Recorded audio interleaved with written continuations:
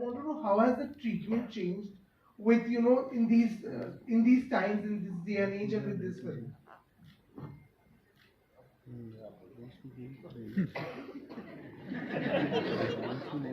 सवाल आपसे था, मिश्रा जी ने बोला अंग्रेजी में बोला इसलिए आप जवाब।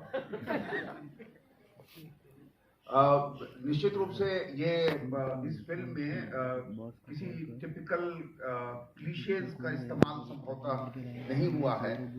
हर कोई एक चरित्र है। वो चरित्र अगर गलत काम कर रहा है तो आप उसे विलन नहीं कह सकते हो। उसका चरित्र है वो कि वो इस तरह का है। वैसे ही मिश्रा जी हैं, वैसे ही चंदन जी हैं, सब लोग वैसे ही, दीपक जी हैं, सब लोग वैसे ही हैं। तो ये मूलतः मुझे ऐसा, जितने दिन मैंने शूटिंग की, मुझे ऐसा लगा कि हर कोई अपने चरित्र को पकड़ के रखे हुए हैं कि मुझे यही करना है, इससे अलग भटकना नहीं है।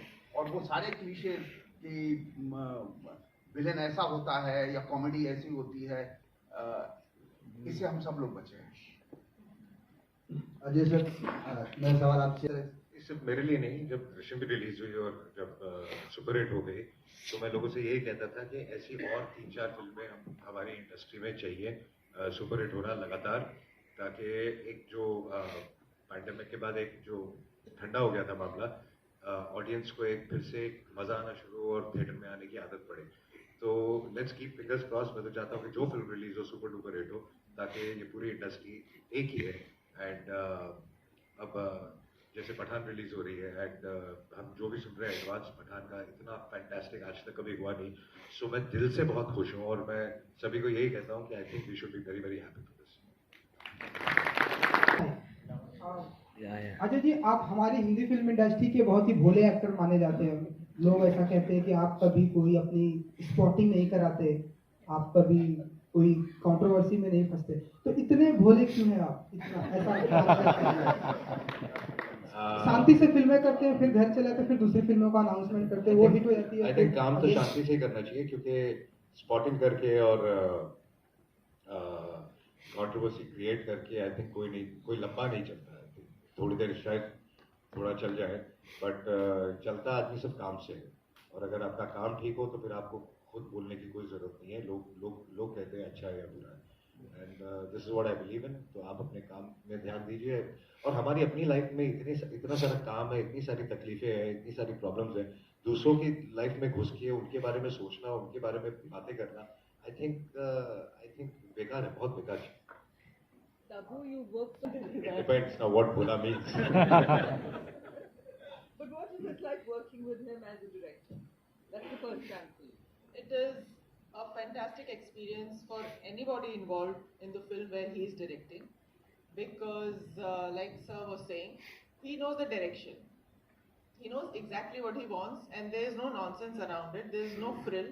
There is no extra anything that you are supposed to do or that he shoots. So I think, and the best thing about working with him as a director is that he is so technically sound. He has so much understanding, knowledge, experience, and a skill for being technically competent and being clear, that he knows exactly what's to be done, and he knows what is unnecessary. That's a very, very big aspect and quality of being a filmmaker or any professional, where you do away with the unnecessary stuff so that everybody's energy is only concentrated on stuff that is actually required. So he will not overshoot, he will not make you overdo things. So, But did he over-pamper you? Over-pamper me? He didn't even smile at me. She's always pampered. She's always pampered. Hello Ajay sir, this is Ravi from चौथी साल। मैं आपसे जानना चाहूँगा कि बताओ director, आपको कौन से डायरेक्टर इंस्पायर करते रहे हैं? किन डायरेक्टर से आप इंस्पिरेशन लेते रहे हैं? कौन आपके आइडल रहे हैं? आई थिंक आइडल कोई एक नहीं होगा। आई थिंक मैंने इतना ज़्यादा काम किया और हर किस्म के डायरेक्टर्स के साथ काम किया है। तो जो बहुत ज़्यादा कमर्शियल हैं उनके साथ भी काम किया है, और जो नॉन कमर्शियल भी रहे हैं